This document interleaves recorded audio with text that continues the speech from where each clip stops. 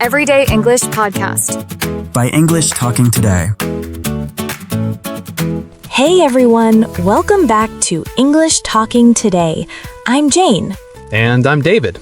It's so great to have you here with us today. Okay, David, before we start, I have to tell you something. Yesterday, I heard someone say, "The students was very loud." Oh no, that's a classic mistake. It is, and honestly, it reminded me that so many English learners struggle with this. So today, we're going to talk about something small but super important. Right, we're talking about was and were. Two little words that cause so much confusion. Yes, and I know what you're thinking. Oh, it's just grammar, it's boring. But trust me, if you get this wrong, people will notice. Exactly, and the good news is, once you understand it, it becomes automatic. You don't even have to think about it. That's the goal, right? To speak without thinking too hard, to just flow. Exactly. Natural, confident English. That's what we're here for. So let's get into it. Okay, so first, let's understand where was and were come from. David, can you explain? Sure. So was and were are both past tense forms of the verb to be. Now, to be, that means to exist, to describe something, or to talk about a state. Like, I am tired. That's present. I was tired. That's past. Right, so was and were are just the past versions of am, is, and are. Exactly, and that's the key point. When you're talking about the present, you say, I am, he is, they are. But when you're talking about the past, you say, I was, he was, they were. Simple, right? But here's where people get confused. You don't just use was for everything in the past. There are rules. There are, and the main rule is this. Was is for singular subjects, and were is for plural subjects. Let's break that down. Singular, that means one person or one thing. Plural, that means more than one. So, I was, he was, she was, it was. All singular, all use was.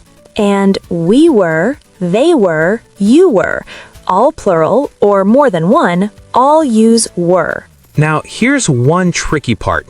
You always uses were in the past, even if you're talking to just one person. Right, so if I say to you, David, you were late today, that's correct, even though I'm talking to one person. I was not late, by the way. Sure, but you understand the point. You were, always, not you was.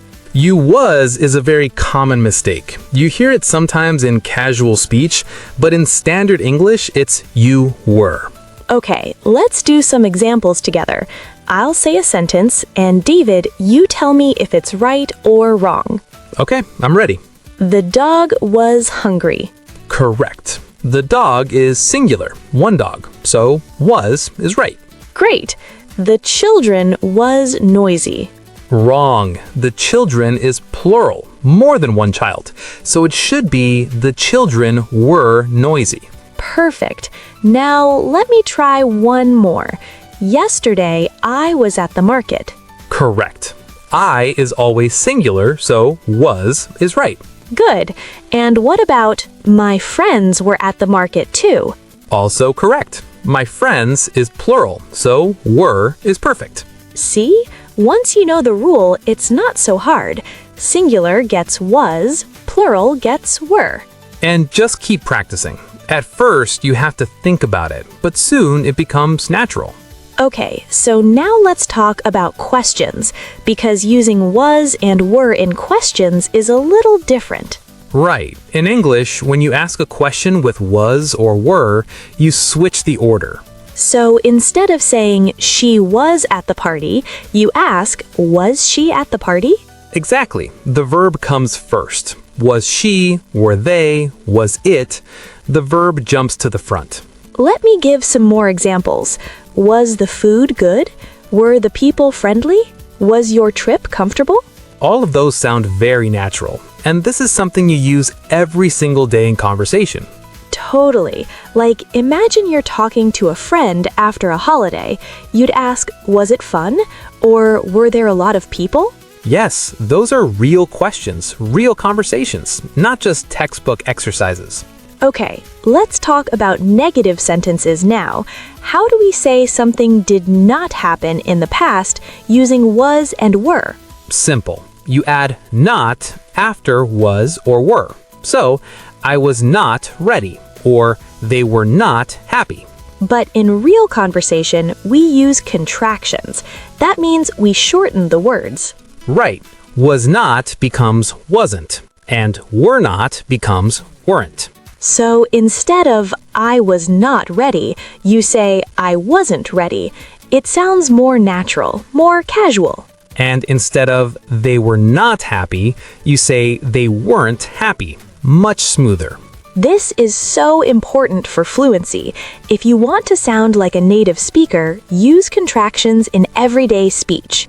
Absolutely. Wasn't and weren't are everywhere. In stories, in conversations, in arguments. Yes, even in arguments. Okay, let's take a short break from the rules and do something fun, a little quiz. Oh, I love a quiz. Okay, listeners, play along at home. I'll give you a sentence with a blank, and you think about the answer before David says it. Ready when you are. The weather, blank, really nice last weekend. Was. The weather is singular, so was. Correct. My cousins, blank, visiting from India last month. Were. My cousins, plural, were. Nice. Blank, you nervous before your presentation. Were you. Remember, you always takes were. Were you nervous? Perfect. Okay, one more. The traffic, blank, terrible this morning.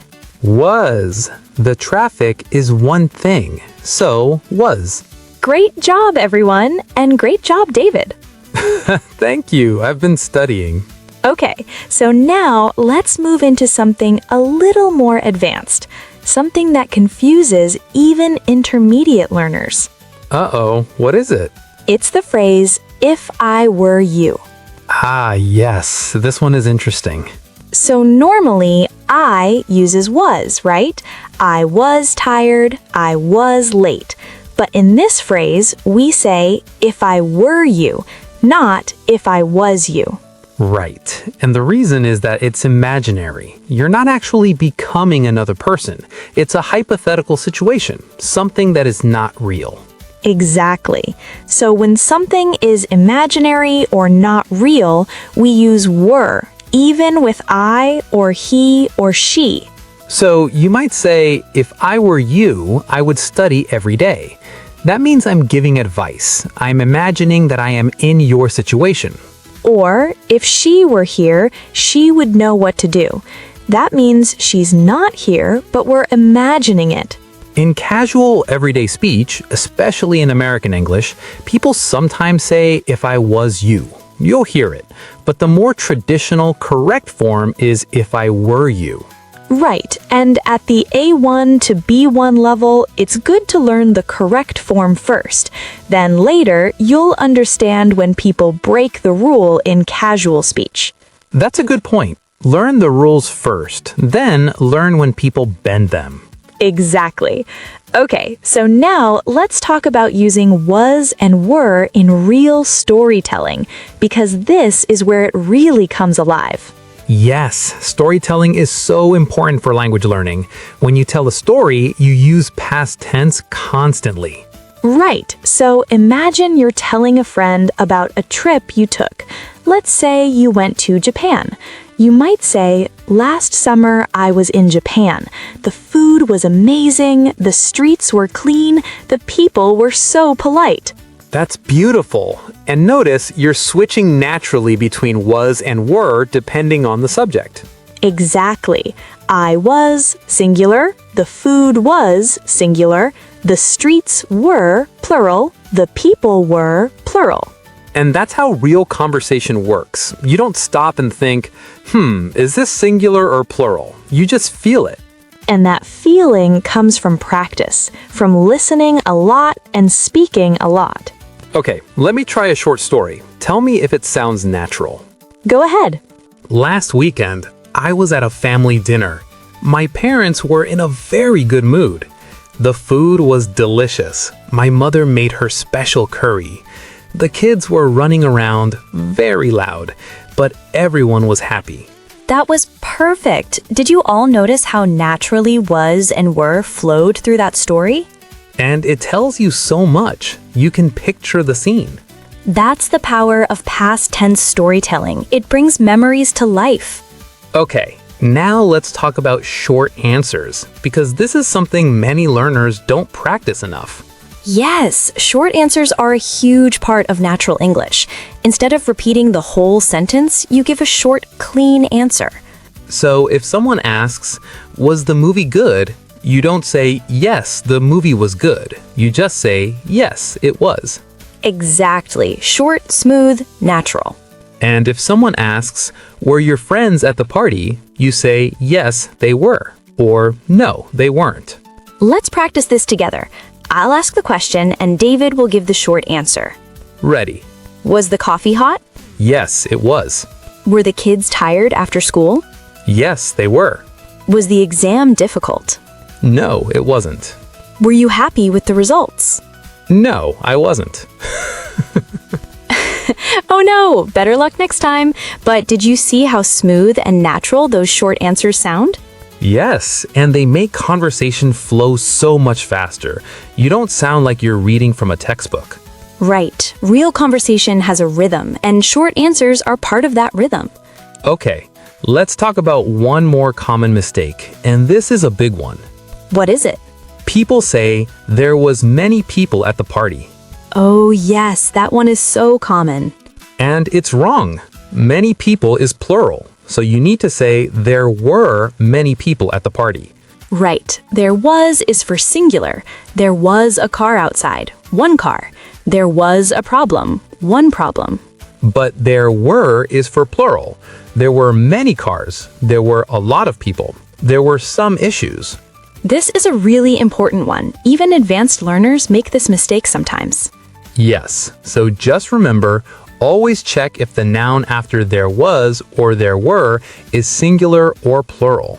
Great tip, David. Okay, I think we've covered a lot today. Let's do one final review before we wrap up. Good idea. Okay, rule number 1, was is for singular subjects. I, he, she, it. And were is for plural subjects. We, they. And also you, even when it's one person. Rule number 2, in questions, the verb comes first. Was she tired? Were they ready? Rule number 3. Use contractions in real speech. Wasn't, weren't. They sound more natural. Rule number 4, for imaginary situations, use were. Like, if I were you, I would practice every day. And rule number 5, be careful with there was and there were. Check if the noun is singular or plural. Perfect. That's a complete guide to was and were. And now, here's your challenge for today, listeners. Think about something that happened to you yesterday. Anything. Maybe you went somewhere, maybe you met someone, maybe you cooked something. And describe it using at least 3 sentences with was and 2 sentences with were. Say it out loud if you can. That really helps with fluency. Speaking out loud, even when you're alone, is one of the best ways to practice. Don't be shy. And if you want to share your sentences, leave them in the comments below. We'd love to read them. Yes, we actually read the comments, so write something. Practice in public. It's good for you. It really is.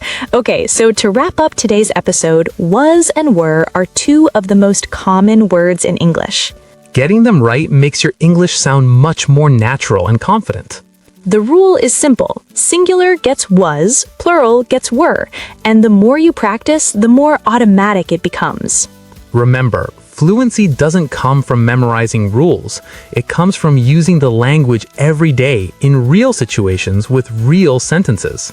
So keep listening, keep speaking, and don't be afraid to make mistakes. Mistakes are how you learn. Absolutely. Okay, that's all for today's episode of English Talking Today. If this helped you, please give us a like. It really supports the channel. And subscribe so you never miss a new episode. We post new content regularly, so there's always something new to learn. Share this episode with a friend who's learning English. The more people practice together, the better. We'll see you in the next episode. Keep going. You're doing great. Thanks for listening, everyone. Take care and keep speaking.